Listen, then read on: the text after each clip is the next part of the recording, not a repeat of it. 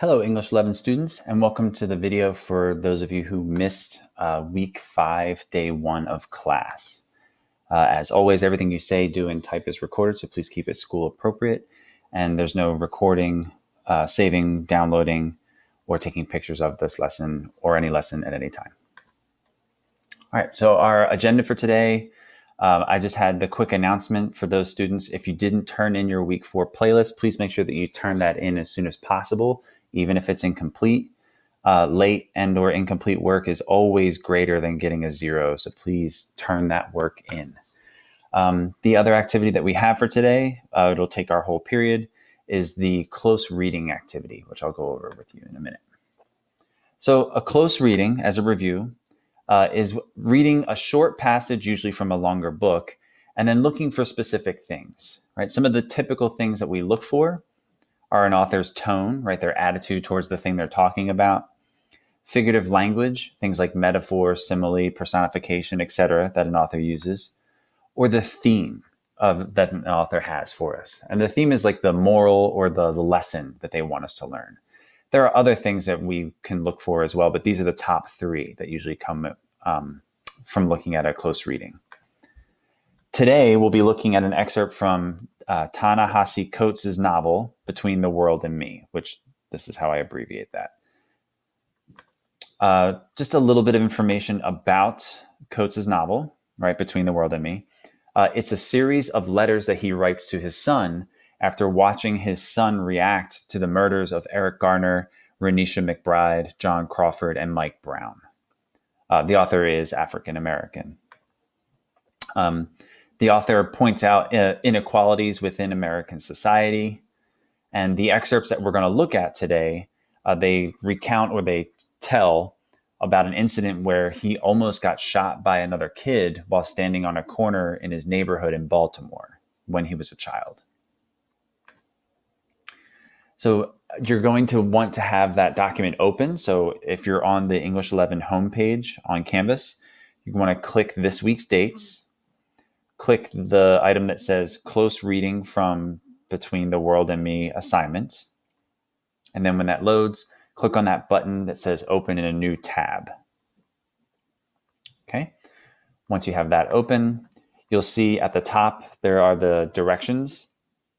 It says students will perform a close reading of 2 paragraphs to analyze the language choices made by Ta-Nehisi Coates so that they can write a short analytical paragraph and incorporate his techniques into their own narrative writing. Okay, so I'll show you what that looks like when we get there. But just in general, I want to talk about kind of the format of how this is laid out. The first paragraph we did as a whole class, so I will be going over the paragraph with you in this video, and we'll discuss the answers together. But just if you take a look, you'll notice that there are some words like brandished, affirmed, and obscure that are hyperlinked. When you click on those, if you just click once, it'll give you the definition for those vocabulary words. In addition to that, you'll also notice that there are some things that are highlighted in cyan or blue. Those are highlighted in blue or cyan because they are related to the questions we're going to be answering, right? If you take a look at number 2, asks you to kind of look at that. So let's just take the time now to talk about these first, right? The first 5 questions that go with the paragraph. All the questions are in these orange boxes, and then your response goes in the box underneath. And just like before, I've provided you with sentence starters where you fill in the gaps or you delete the brackets and then add in your answer. So for example, number 1, it says, how does Coates feel after being threatened by the boy with the gun? Give an example of Coates' use of diction, which is word choice, to support your answer. So your sentence starter, right? After being threatened by the boy with the gun, Coates feels blank, and you would fill in that blank. Coates uses words like blank and blank, right? Take 2 words or 2 phrases from the story to help you to add into there, and he uses those things to help his reader understand how he feels. Number 2 says, describe the pattern of the figurative language that I highlighted in cyan, which is that blue color. What do these words have in common, right? All of the words in cyan have blah, blah, blah in common, right? You kind of write in your answer there. How does this language convey Coates' feelings about violence in his community, right? So number 2 and number 3 are related. So all those words in blue, right? How does that help him kind of convey or relate his message about how he feels about violence in his community, right? So Coates's repetition of blank, right? Kind of the answer that you use for number 2, emphasizes his feelings that blank. Number 4, identify another repeated word or idea and type it below, right? So you're going to look in the passage yourself for another word or idea that's repeated in there, and then just tell me what that is. If it helps, you might want to highlight it in a different color, right? You use like yellow or green or something. And then number 5, right? Numbers 4 and number 5 go together. It says, what is the effect of the repeated word or idea, right? So that new word that you found that was being repeated, what is the effect of doing that, right? It's very similar to what you did for number 2 and 3, right? It's like doing the same thing for numbers 4 to 5. So the effect of repeating blah, blah, blah word, whichever you said number 4 is, and then tell me. Okay. So at this time, what we're going to do is I'm going to read the passage along with you. And then once I'm done reading, the video will pause and you'll have time to work on those questions. So starting with the very top, right? Between the World and Me by Ta-Nehisi Coates. The boy with the small eyes reached into his ski jacket and pulled out a gun. I recalled it in the slowest motion, as though in a dream. There the boy stood, with the gun brandished, which he slowly untucked, tucked, then untucked once more, and in his small eyes I saw a surging rage that could in an instant erase my body. That was 1986. That year, I felt myself to be drowning in the news reports of murder. I was aware that these murders very often did not land upon the intended targets, but fell upon great aunts, PTA mothers, overtime uncles, and joyful children. Fell upon them random and relentless, like great sheets of rain. I knew this in theory, but could not understand it as fact until the boy with the small eyes stood across from me, holding my entire body in his small hands. The boy did not shoot. His friends pulled him back. He did not need to shoot. He had affirmed my place in the order of things. He had let it be known how easily I could be selected. I took the subway home that day, processing the episode all alone. I did not tell my parents. I did not tell my teachers. And if I told my friends, I would have done so with all the excitement needed to obscure the fear that came over me in that moment. So going through and looking at our questions, right? How does Coates feel after being threatened by the boy with the gun? And then give examples to back up that answer. Well, in general, right, you can only feel one of 3 ways, right? Either you can feel positive, you can feel negative, or you can feel neutral, right? Like you don't have any strong feelings one way or the other. So which of those things, after being threatened by the boy with the gun, Coates feels what? Right? The answer is negative. So Coates uses words like blank and blank to help his reader understand how he feels. So I would want you to find 2 words in there that definitely let you know that he feels negative or he's bad or that he's scared, right? And down here, he even uses the word fear, right? So that could even be one of your answers. But what's another word that also lets you know that he was scared? And go ahead and add in that answer. Number 2, describe the pattern of the figurative language that I highlighted in cyan. What do all these words have in common? Well, when we look at it, right, we see surging rage, drowning in the news reports of murder, and then the people getting killed at random, right, was like great sheets of rain. So what is surging, drowning, and great sheets of rain? What do they all have in common? Right, the answer is they're all water-based, right? They're all talking about water. So how does that language convey Coates' feelings about violence in his community? So Coates' repetition of water or images of water emphasizes his feelings that what? if he's talking about surging water, right? Water that's moving very quickly, drowning in that water, great sheets of rain, right? Not like a little bit of rain, but like a ton of rain. Like all those are emphasizing his feelings that he feels what about violence in his community? Good. Possibly that he feels like it's a force of nature, right? Just like rain is a force of nature, just like the movements of a river or a stream is a force of nature. You can go ahead and put that in. This is the part where you'll need to do on your own, where you're going to find another repeated word or idea in the paragraph, right? So again, highlight it in a different color, maybe like yellow or green. And then after you've identified that word or idea that's repeated and you typed in what it is, tell me what is the effect, right? The effect of repeating the word blank is blank. Just as a quick tip or a hint, right? There isn't anything positive in this paragraph. So one of the things you're probably going to notice, right? That whole paragraph is still talking about fear, and it's still talking about, being scared or something negative happening in his community.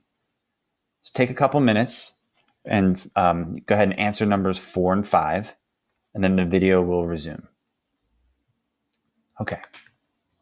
Now, the next thing we did in class is we worked in breakout rooms, but we're not going to do that. We'll just do through the video itself, right? But we take a look at paragraph 2, okay? Same thing as before. You've got several words, firmament, immaculate, Mr. Belvedere, breach, and inscrutable that are hyperlinked, right? And these will give you definitions to words. Mr. Belvedere is an old TV show that you're probably not familiar with. So, but if you click on the link, it'll give you a little bit of information about that show, like what was it about, that kind of thing. So we'll read through this together in a minute, and then we'll answer these questions, right? Number 6, 7, 8, and 9. Number 6 is ask, what does Coates realize by watching television? Okay, and you're going to type in your answer. You'll notice that there are no sentence starters, right? So you should be able to do this on your own. So if the question was, what does Coates realize by watching television? Your answer would start off with, Coates realizes blank by watching television, or Coates realizes while watching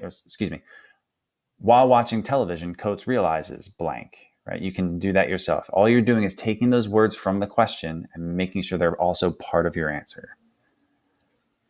Number 7 and number 8 are linked, okay? Number 7, it says, I highlighted a word in green, and that word is galaxy.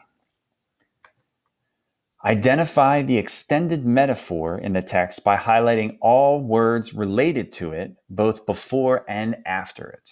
Okay, so you don't have to type anything just yet for that one, but every word in the paragraph that has to do with the idea of a galaxy, right, like solar system, I want you to highlight that word or those phrases in green. Then you want to identify the extended metaphor, right, which links to number 8.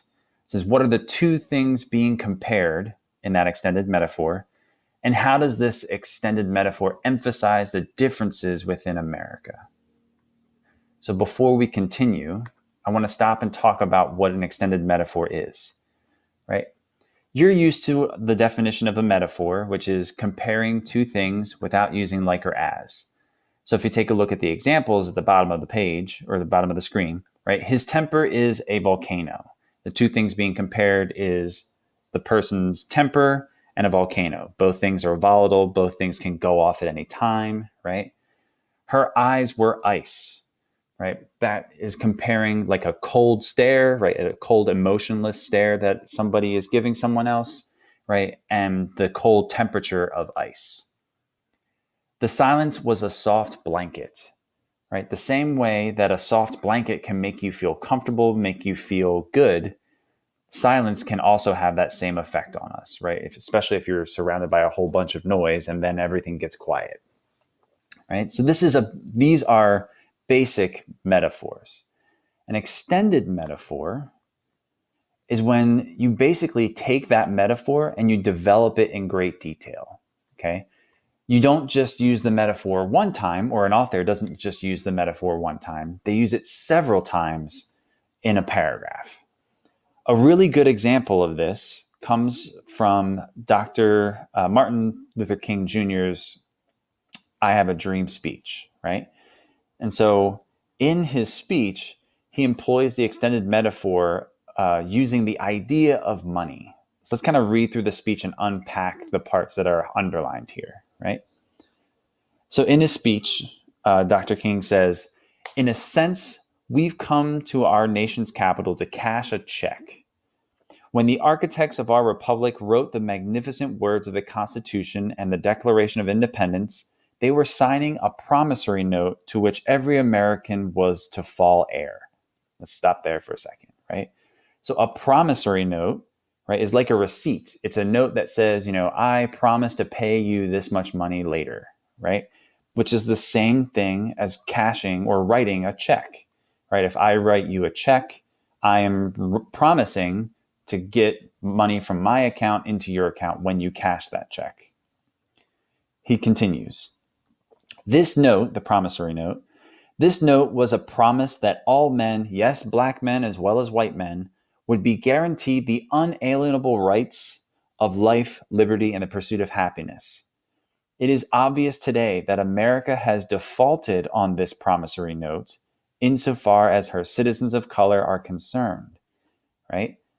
If you default on a promissory note, that means that you failed to pay, like you didn't live up to the promise of actually paying what you promised to pay, right? So in this scenario, Dr. King is basically saying America wrote a check to black people, and then America didn't actually pay black people, right? That promise to give them unalienable rights, the life, liberty, and the pursuit of happiness was not actually done. The same way that if you promise to pay someone money, but then don't actually write a good check, then that person never gets their money. Okay, so Dr. King uses an extended metaphor here as well. So you're looking for an extended metaphor that has to do with galaxy, right? That word that's in green. And then talk about what are those two things that are being compared, and then how does it help sort of show or emphasize those differences within America. You're going to write your answer in there for number 8. And then number 9 says, what happens in the United States because of such contrasting experiences? Right. So the answer you put in for number 8 is related to number 9. Once you've kind of identified, here are the two things that are showing that there's a huge difference within America, right? What happens because of those things? What are the results? Okay. So let's read the paragraph together. So again, this is still coming from Ta-Nehisi Coates' book, and it's right after that first paragraph. Okay. He writes, I remember being amazed that death could so easily rise up from the nothing of a boyish afternoon, billow up like fog. I knew that West Baltimore, where I lived, that the north side of Philadelphia, where my cousins lived, that the south side of Chicago, where my friends of my father lived, comprised a world apart. Somewhere out there beyond the firmament, past the asteroid belt, there were other worlds where children did not regularly fear for their bodies. I knew this because there was a large television resting in my living room. In the evenings, I would sit before this television bearing witness to the dispatches from this other world. There were little white boys with complete collections of football cards, and their only want was a popular girlfriend, and their only worry was poison oak. That other world was suburban and endless, organized around pot roasts, blueberry pies, fireworks, ice cream sundaes, immaculate bathrooms, and small toy trucks that were loosed in wooded backyards with streams and glens. Comparing these dispatches with the facts of my native world, I came to understand that my country was a galaxy, and that this galaxy stretched from the pandemonium of West Baltimore to the happy hunting grounds of Mr. Belvedere. I obsessed over the difference between the other sector of space and my own. I knew that my portion of the American galaxy, where bodies were enslaved by a tenacious gravity, was black, and that the other, liberated portion was not. I know some inscrutable energy persevered the breach. Excuse me.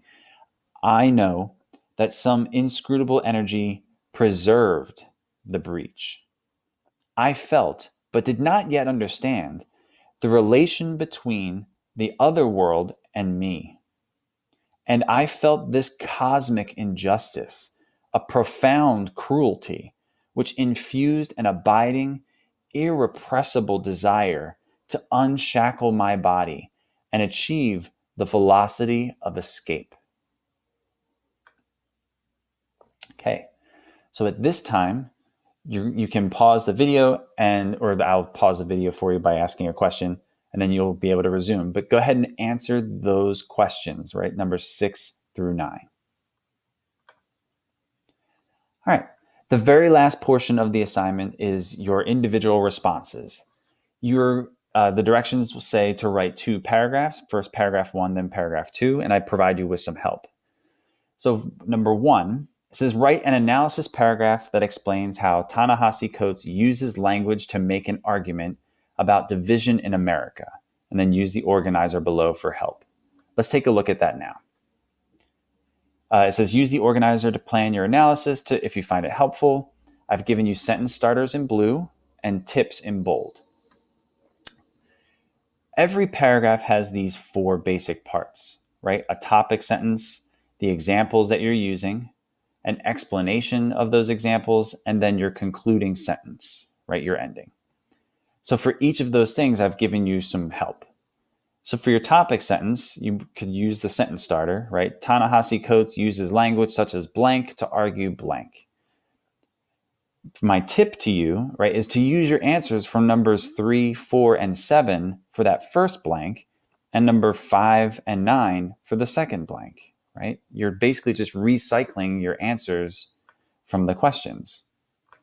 So if you look back at it, right, Ta-Nehisi Coates uses language such as, what was the type of language we were talking about earlier, right? What's that figurative language device that he uses over and over again, right? Look at numbers 3, 4, and 7. Add in your answer. And then what is it that he's arguing, or what's he trying to show? Use numbers 5 and 9 to fill in that second blank. Once you've done that, you have your topic sentence, right? You can copy that and paste it in the paragraph 1 spot. Then you need your examples, right? Example 1 uses the sentence starter, and you don't have to keep example 1, right? Just get rid of that. Ta-Nehisi Coates uses that device when he writes, and then add in the quote from the story. I would suggest you use your answer from question number 2. And then Ta-Nehisi Coates also uses blank, right, when he says, and then use your answer from number 7. Then your explanation. You've already written the explanations. This is the best part, right? After you've copied these into the next part of your analysis paragraph, right? Paragraph 1. You can basically just go back to questions numbers 3, 5, and 8, copy those answers and paste them underneath, right? Paste them right there. Make sure that they, all sound like a good paragraph together. And then the last thing that you need to do is write your concluding sentence, right? You should maybe try writing, one sentence that basically just summarizes Ta-Nehisi Coates' paragraphs. Like, what was he talking about? What was the point of writing them? And then offer your own perspective on his argument. Did you find yourself agreeing with the things he said? Did you find yourself disagreeing with the things he said? And why? Right? It could be just as simple as that. That way you kind of wrap things up. And that'll take care of paragraph 1. Then what you're going to do for paragraph 2 is you're going to write your own paragraph where you describe a time where you felt isolated or different from someone else. Right? Isolated, like alone, like you didn't fit in with other people. Okay. And your experience can be about anything, right? As long as it's talking about being different or isolated or alone. from someone else.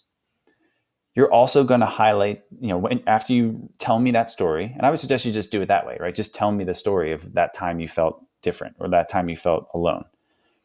Once you're done with that, go back and highlight those words, images, and metaphors to emphasize, so that show me how you were feeling in that moment, right? You're trying to copy or mimic Ta-Nehisi Coates' style. So if you want to, you could also use the extended metaphor of space. Or if you want to, you could also use the extended metaphor of water. Or you can come up with something completely different on your own. But you're basically trying to write a paragraph that looks very similar to one of the ones that Ta-Nehisi Coates wrote. Okay? And then you just make sure that you're writing that narrative portion down here. As a reminder, right, paragraph 1, you're not really writing anything new except for maybe a couple of the sentence starters, right, where you're kind of adding in answers. But everything else is about using the questions, right, your answers to the questions above, and just putting them together so that they sound like a nice analysis paragraph. Paragraph 2 is you just writing your own story about a time you felt different or isolated or alone from other people. All right. And then the last thing that you need to do is make sure that you complete that assignment and turn it in before midnight on Thursday. Thank you very much for watching, and I look forward to seeing you in class.